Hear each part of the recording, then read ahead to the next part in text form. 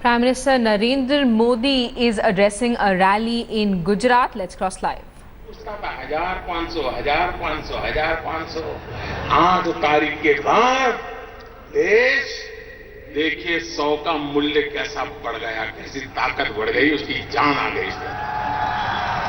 भाइयों बहनों, जैसे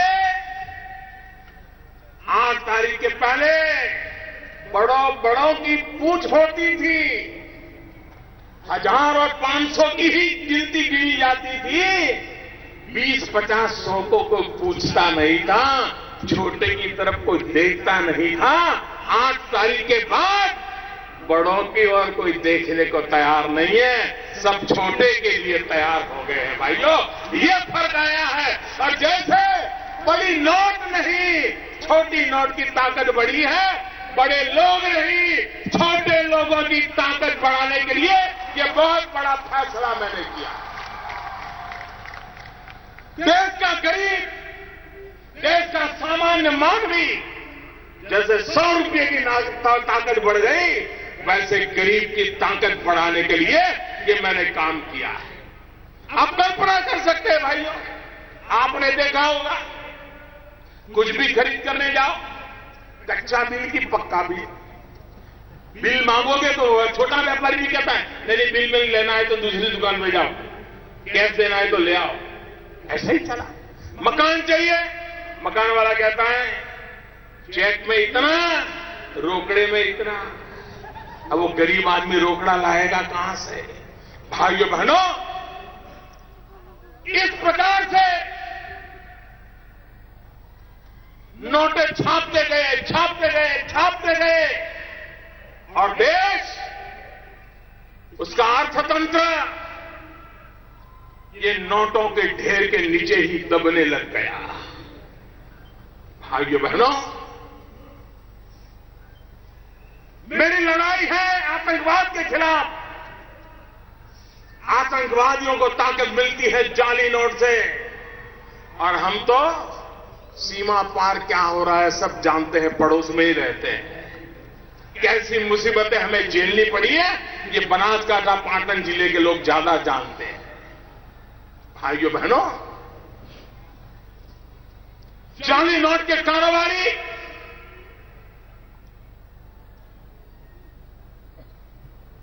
हिंदुस्तान में जितनी हो हल्ला है ना, उससे ज्यादा बाहर है। जाली नोटों के कारोबारियों में बाहर है। नक्सलवाद, सारे नौजवान सरेंडर होकर के वापिस आने लगे हैं। हर किसी को लगता है अब मुख्य धारा में वापिस आना चाहिए। आतंकवादियों को जहां से ताकत मिलती थी, उन रास्तों को रोकने में सफल हुए। ये जाली नोट का कारोबार, उसका मृत्युदंड एक दिन में से किया है भाई। भ्रष्टाचार, काला धन, ये भ्रष्टाचार और काले धन में पीड़ा किसको होती थी? किसी बेईमान को न भ्रष्टाचार से परेशानी थी, न काले धन से परेशानी थी। एक भ्रष्टाचारी को दूसरे भ्रष्टाचारी को कुछ देना भी पड़ता था, तो भी देने वाला भ्रष्टाचारी दुखी नहीं था। अगर दुखी कोई था तो इस देश का ईमानदार नागरिक दुखी था, परेशान था तो इस देश का ईमानदार नागरिक परेशान था। 70 साल तक इन ईमानदार लोगों को, 70 साल तक इन ईमानदार लोगों को आपने लूटा, आपने परेशान किया, उसको जीना मुश्किल कर दिया। आज मैं जब ईमानदारों के साथ खड़ा हूं तो अब ईमानदारों को भड़काया जा रहा है, और मुझे खुशी है मेरे ईमानदार देश के नागरिकों ने लाखों भड़काने के बावजूद भी सरकार के इस निर्णय का साथ दिया है। मैं 125 करोड़ देशवासियों को सत नमन करता हूं कि इतना बड़े काम में उन्होंने मेरी मदद की। भाइयों बहनों, आजकल बड़े बुद्धिमान लोग भाषण सुनाते हैं कि मोदी जी आपने इतना बड़ा निर्णय किया, लेकिन हमारे जीते जीते कोई लाभ नहीं मिलेगा, मरने के बाद मिलेगा। भाइयों बहनों, हमारे देश में एक चारवाक ऋषि हो गए। ये चारवाक ऋषि कहते थे, ऋणम कृत्वा धृतम पिबेत। वो कहते थे, अरे मृत्यु के बाद क्या होने वाला है कौन जाता है, जो मौज करनी है अभी कर लो, जो खाना है खा लो, घी पीना है पी लो, आनंद से जी लो। इस चारवाक की फिलॉसफी को कभी भी हिंदुस्तान ने स्वीकार नहीं किया। हमारा तो देश ऐसा है, बूढ़ा गरीब मां बाप, पैसे बहुत कम हो तो बूढ़ा बाप और बूढ़ी मां बात करते हैं कि ऐसा करो, शाम को सब्जी बनाना बंद कर दो, थोड़े पैसे बच जाएंगे तो मरने के बाद बच्चों के काम आ जाएंगे। मेरा देश मरने के बाद मेरा क्या होगा ये कभी चिंता नहीं करता है। मेरा देश मेरे बाद की पीढ़ियों का भला क्या हो ये सोचने वाला देश है।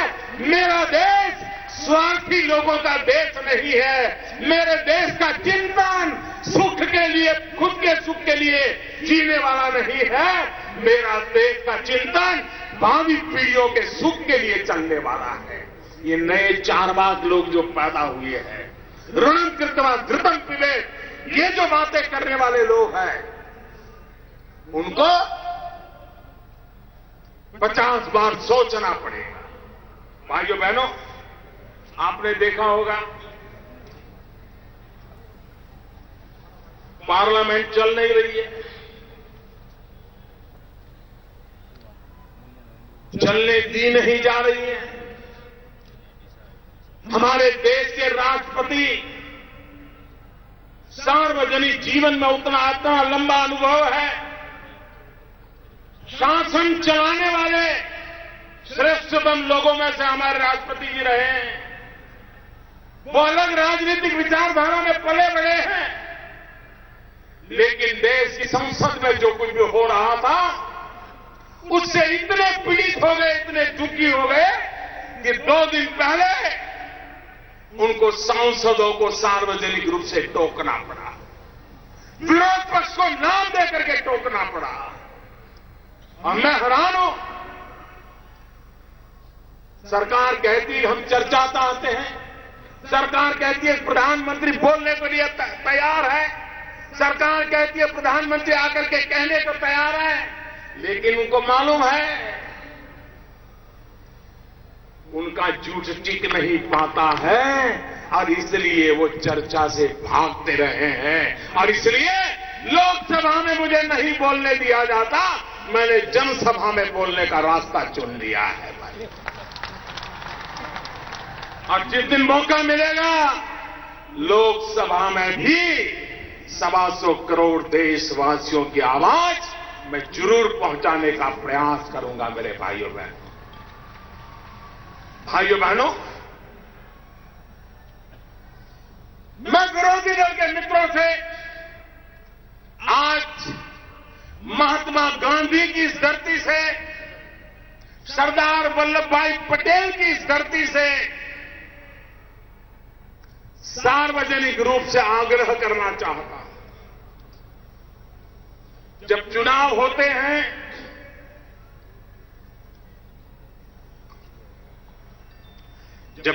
होते हैं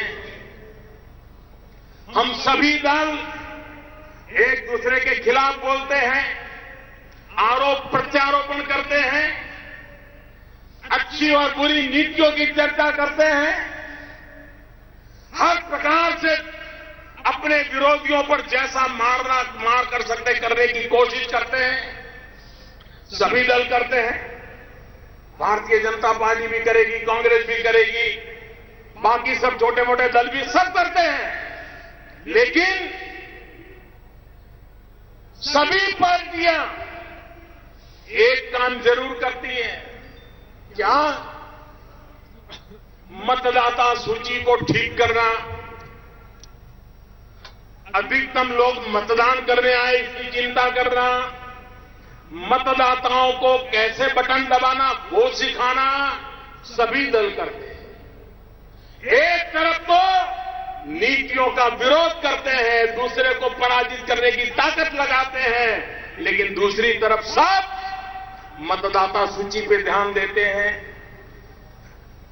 इलेक्ट्रॉनिक वोटिंग मशीन पे ध्यान देते हैं, अधिक लोग मतदान करने के लिए आए इस पर ध्यान देते हैं।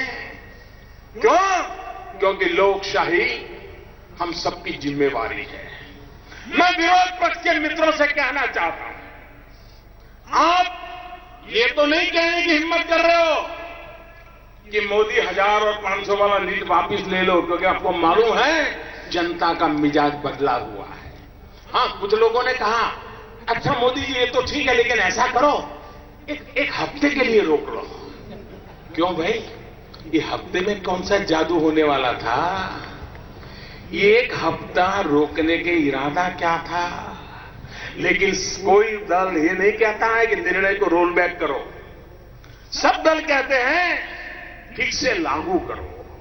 मैं सभी दलों से कहना चाहता हूं कि जैसे चुनाव में हम एक दूसरे का घोर विरोध करते हैं, लेकिन मतदान बढ़ाने के लिए मेहनत करते हैं, मतदाता सूची के लिए मेहनत करते हैं, इलेक्ट्रॉनिक मशीन की ट्रेनिंग के लिए मेहनत करते हैं। आज समय की मांग है कि आप खुल करके मेरा विरोध करिए, मेरी आलोचना करिए, लेकिन लोगों को बैंकिंग सिखाने के लिए काम कीजिए, इलेक्ट्रॉनिक पद्धति से पैसे कैसे लिए जाते दिए जाते ये सिखाइए। हम सब मिलकर के देश को भाग्य बदलने का एक ऐसा उत्तम अवसर आया है, हम उसको काम करें और आप भी फायदा उठाइए। मुझे खुशी होगी मेरे विरोधी दल के लोग जन जन को इस काम में लगा करके अगर राजनीतिक फायदा उठाते हैं तो देश का भला हुआ, इसका मुझे आनंद होगा भाई। अरे राजनीति से ऊपर राष्ट्रनीति होती है, दल से बड़ा देश होता है। भाइयों बहनों, गरीबों पे बातें करना अलग होती है, गरीबों के लिए नीतियां बना करके कठोरता से लागू करने के लिए समर्पण का भाव लगता है, और समर्पित भाव से आज ये सरकार आपकी सेवा में लगी। भाइयों बहनों, मैंने पहले दिन से कहा ये निर्णय मामूली नहीं है मेरे भाइयों बहनों, बहुत मुश्किल बड़ा निर्णय है, कठिन निर्णय है। और मैंने कहा था बहुत तकलीफ पड़ेगी, मैंने कहा था मुसीबत आएगी, और 50 दिन ये तकलीफ होगी ही होगी, और तकलीफ रोजमर्रा थोड़ी बढ़ती भी जाएगी, लेकिन 50 दिन के बाद मैंने हिसाब किताब लगाया है, वो एकदम से धीरे धीरे धीरे धीरे करके पहले जैसी स्थिति की तरफ आगे बढ़ेगा। 50 दिन तक ये कठिनाइयां रहने वाली है। 50 दिन के बाद आप भी देखेंगे कि धीरे धीरे धीरे आपकी आंखों के सामने परिस्थितियां सुधरती नजर आ जाएगी। भाइयों बहनों, देश भ्रष्टाचार से मुक्त करने का एक महत्वपूर्ण कदम है। और कुछ लोग आपने देखा होगा इन दिनों सरकार बराबर पीछे लग गई है, बैंक वाले जेल में जा रहे हैं, बड़े बड़े गड्ढे लेकर के भागे हुए लोग जेल जा रहे हैं, चारों तरफ उनको लगा था कि ठीक है मोदी जी 1000-500 की बंद कर देता है, हम पिछले दरवाजे से कुछ कर लेंगे, लेकिन उनको मालूम नहीं था मोदी ने पिछले दरवाजे पर भी कैमरे लगाए हुए हैं। ये सब के सब पकड़े जाने वाले, कोई बचने वाला नहीं है। 2 महीना, 3 महीना, 6 महीना, जिन्होंने भी 8 तारीख के बाद नए पाप किए हैं वो तो किसी हालत में बचने वाले नहीं है भाई। उनको सजा भुगतनी पड़ेगी। 125 करोड़ देशवासियों के सपनों को चूर चूर करने का पाप जिन्होंने किया है वो बचने वाले नहीं है, ये मैं देशवासियों को विश्वास दिलाना चाहता हूं। भाइयों बहनों, आपने मुसीबत झेली है, तकलीफ झेली है, अभी भी झेलनी है। आपका आशीर्वाद देश के लिए। और जो लोग कहते हैं ईमानदार लोग लाइन में खड़े हैं, ईमानदार अपने लिए नहीं खड़ा रहता है, वो देश के लिए खड़ा रहता है। भाइयों बहनों, वो देश के लिए खड़ा रहता है। और इसलिए दूसरा, आज जमाना बदल चुका है। एक जमाना था, हमारे दादा दादी, उनसे सुनेंगे तो बताते थे कि हमारे जमाने में तो चांदी का गाड़ा ना पहिला जोड़ो रुपयो तो एम के आपने कि बैलगाड़ी के पहिए जितना बड़ा रुपया चांदी का हम देखते थे, उपयोग करते थे। भाइयों बहनों, ये चांदी के रुपये से बदलते बदलते बदलते कितनी मेटल बदल गई, तांबा आया और आया, न जाने क्या क्या आया, और धीरे धीरे करके हम कागज में चले गए कि नहीं चले गए। अब याद आता है कि चांदी का रुपया होगा तभी रुपया माना जाएगा, याद आता है क्या? अब वो रुपया कागज का भी हमारे जिंदगी का हिस्सा बन गया। कभी चांदी का रुपया हुआ करता था, धीरे धीरे कागज का रुपया आ गया। भाइयों बहनों, अब वक्त बदल चुका है। अब तो आपके मोबाइल फोन में ही आपका बैंक आ गया है, आपका बटवा भी आपके मोबाइल फोन में है। आप चाय पीने जाएं, बटन दबाए, चाय वाले को पैसा पहुंच जाएगा, रिसीट मिल जाएगी। बीच में लोग चेक देते थे, चेक फाड़ते थे, 2 महीने के बाद पता चलता था कि चेक वापिस आया। बाद में केस कोर्ट में जो सबसे ज्यादा केस चलते हैं वो चेक वापिस आने के चलते हैं। आप नौजवानों का धन्यवाद, आपने बहुत बड़ा काम उठाया है, मैं आपको बधाई देता हूं। और बनासकांठा जिले को आप ई बटवा से जोड़ दीजिए। भाइयों, लोगों को ई मोबाइल बैंकिंग से जोड़ने में सफल होंगे, मुझे विश्वास है। भाइयों बहनों, हम जानते हैं कि अब वो कागज की नोटों का भी जमाना पूरा होने जा रहा है। अब तो आपके मोबाइल फोन में आपकी बैंक है, एक बार बैंक में जमा हो गया, आपको बैंक में कतार में खड़े रहने की जरूरत नहीं है, आपको एटीएम के बाहर लाइन लगाने की जरूरत नहीं है, आपको टाइम बर्बाद करने की जरूरत नहीं है। अखबार में एडवर्टाइजमेंट आता है, टीवी पर एडवर्टाइजमेंट आता है, आप अपने मोबाइल फोन से अगर आपके पैसे बैंक में पड़े हैं तो आप अपने पैसों का जो खरीदना खरीद सकते हैं। चेक तो बाउंस होता था, इसमें तो जैसे ही पैसे दोगे तो सामने रिसीट आ जाता है, पैसा मिल गया या पैसा पहुंच गया। कोई बाउंस होता ही नहीं, वहीं पता चल जाता है कि रुपया गया कि नहीं गया। भाइयों बहनों, हिंदुस्तान दुनिया में तेज गति से आगे जाना चाहता है। ये नोटों के बंडलों के ढेर, ये नोटों के पहाड़ हमारे अर्थतंत्र को दबोच रहे हैं। काले धन और भ्रष्टाचारियों को वो काम आ रहे हैं।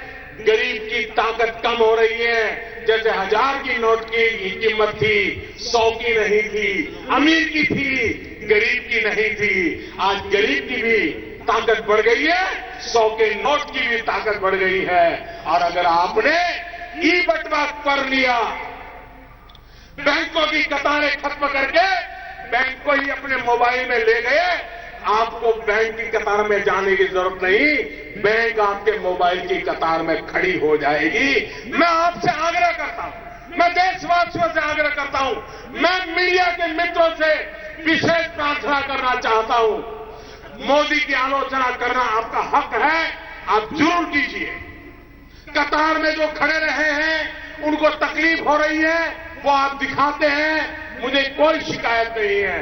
लेकिन साथ साथ आप ये भी सिखाइए कि अब कतार में खड़े रहने की जरूरत नहीं है। बैंक आपके मोबाइल फोन की कतार में खड़ा हो जाएगा।